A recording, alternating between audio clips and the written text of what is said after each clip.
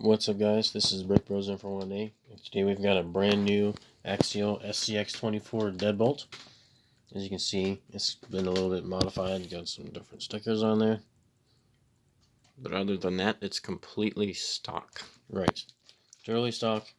And we're not really going to make a review on this truck because we already did a review on the Jeep version of this. If you haven't seen that, you should go check it out. But what we're going to do is we're going to do an angle test.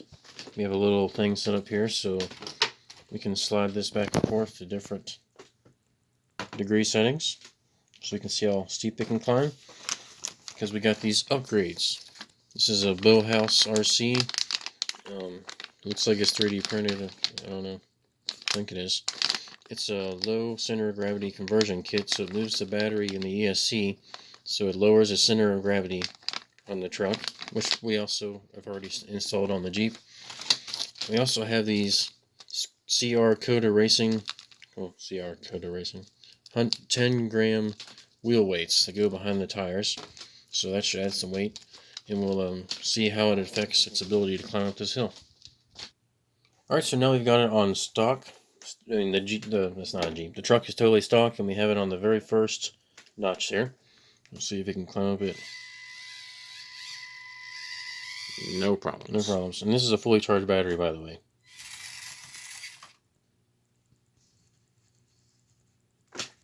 Right now it's a little steeper. Still no problems. A little bit taller now. Ooh, I think the front was starting to raise up a little bit. Alright, it's a little bit steeper now.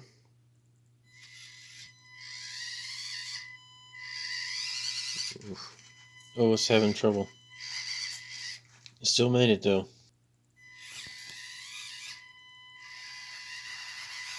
Ooh. Let's That's probably about its max, guys, right there on the yellow one.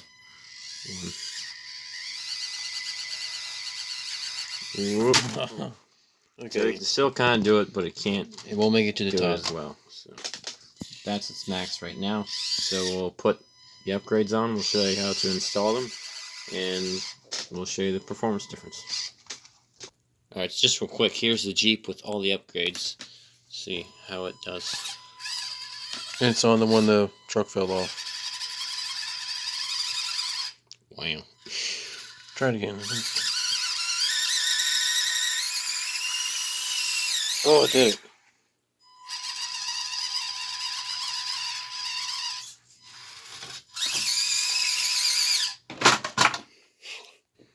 Also, just to show you, we got a new roof rack for this Jeep. Looks pretty cool on there. And we painted it black, if you didn't notice. Oh yeah, it's a totally different color. Alright, so now we're going to show you how to install this thing, and then of course we'll leave the description to these, the links to these in the description. Both of these were $20 to buy them. But just to show you what it does, this is the stock chassis. Both chassis are exactly the same. You can see where everything is located. ESC and the battery. On this one, you see how much lower the battery is, and the ESC is pitched down and it's lower too. It's almost touching the frame rails. You can see how much higher this one is. So, we also have an Emac Servo on here, which doesn't fit with the stock servo mount, so you will want to buy a different servo mount made for this servo. But we just used longer screws and got it able to work, but we had to take the bumper off. So, but this is going to be an interesting test because so far with the upgrades, they're both tied, stock versus not upgraded. So it's kind of interesting. But the Jeep body probably is a little bit more top heavy, especially with this roof rack on there. Yeah, and the extra layer of spray paint on the body. Alright, so now we're going to show you how to install this lower center of gravity thing. There's two things you're going to need. You're going to need some double-sided sticky foam stuff, and you're going to need the Allen wrench that comes with your Scx24. Alright guys, let's get this done. The first thing we're going to do is start with the battery tray. There's one there, and two on the other side. You reuse all the old hardware for this, so you go ahead and remove it. So we got all those screws off there, and now we're just gonna pull off the battery tray. So there it is. And all these screws are the same size. Alright, so you can see the difference between the new one and the old one. You see how much longer those mounting legs are on there? Kind of, well, you can see how much longer they are on there. So we're going to take the strap off and mount it on the new one, because it does have slots in it right there.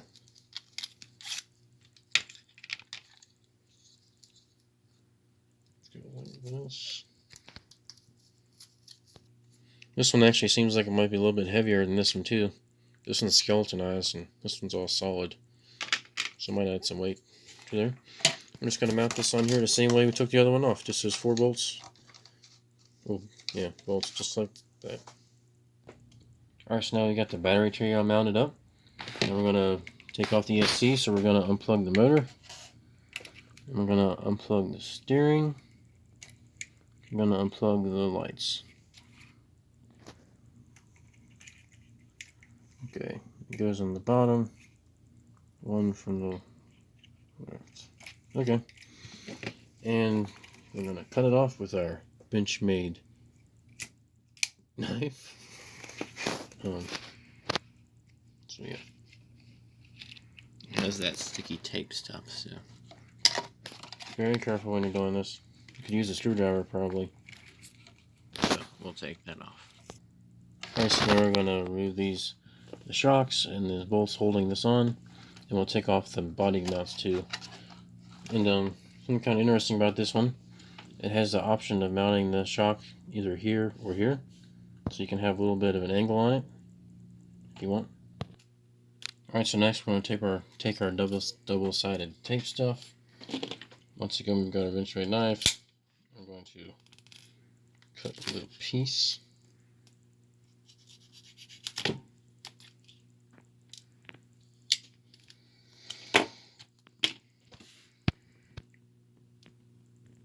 And we're going to mount the ESC onto this. And we're going to put it with the switch facing forwards because of the way the wires go when you hook them up. It goes best like this, we think. So. Alright, so we actually decided to mount it with the switch facing on the passenger side. Works a little bit easier. On the other one, we mounted it with switch facing forwards because we had a little bit more length on the servo wires. And when we put the body down, it smashed on the roof of the body, so we didn't want to, smash any wires or anything. But this one actually does have clearance under the hood for that, so that's the benefit of the deadbolt. That's what it looks like. Just like that. We mounted it with the shocks on the forward one, so it's got a little bit of a cant on there. Not sure if that's going to make a difference, but we'll try it again on the angle test. Alright, so we got the ramp set up, and we got it set up where it couldn't really do it before, but it could still kind of do it. So let's see how the low center of gravity thingy helped it.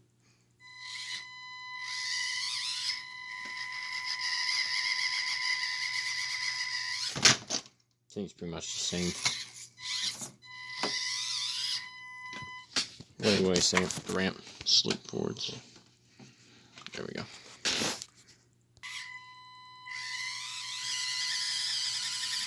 Oh, it made it that time though. Alright, so next we're going to install these Coda Racing 10.4 gram wheel weights. And the kit does come with some extra wheel hubs. Well, lug nuts, I guess you can call them. Comes with some little catch pieces there. And some shims of some kind, washers and stuff. So that's kind of neat. You can put that in your box. So for this, you're going to need a 4mm wrench or socket. And we're just going to take all the wheels off. So these pieces are going to be replacing this right here. The wheel hex. So you can see that's a tiny plastic hex there. And there's the little pin. You do not want to lose that, but if you do, the kit comes with extra ones. So. And you can see it fits in that slot right there. So we'll slide this down. Fits right on there, and it fits right behind the rim, just like that. So it's that simple. So we'll do that with the rest of the tires and try the test again. And if you want, you could we might try it with just putting on the front wheels first. Which would probably be better for a hill climb. And we'll see if that makes a difference. Alright, so we have the wheel weights just installed on the front tires. We're going to test it on the hill climb, where it was struggling before.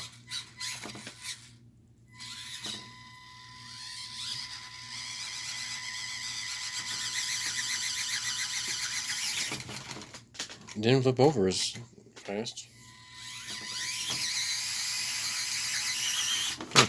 It actually does seem a little bit better than before. It's not flipping over. It's not making it, but it's not flipping over.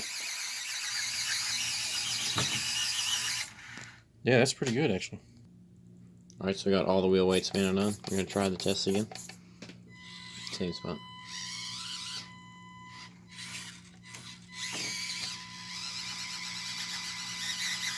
Actually seems to be doing worse with the weights on the back. Yeah. Seems better with just the ones in front. Yeah, it lost a little bit of performance there.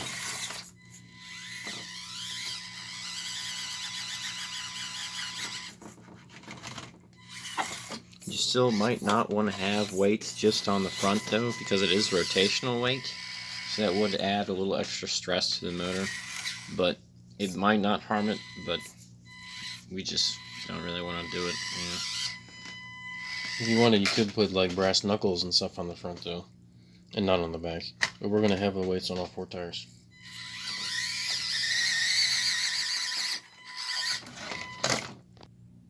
Alright guys, so that'll end our video / test. Were those upgrades worth the money? Maybe a little bit. Seemed like they did perform a little bit better than stock. But that's just an angle of climb test, you know, going up a steep slope with that particular surface texture. So it could be totally different if we're like climbing up rocks and stuff like that. It might be a huge upgrade. So just keep that in mind. Thank you for watching our video, and stay tuned. Leave a like, subscribe, and if you haven't submitted anything for our new LEGO contest, be sure to check out that video and submit a mock.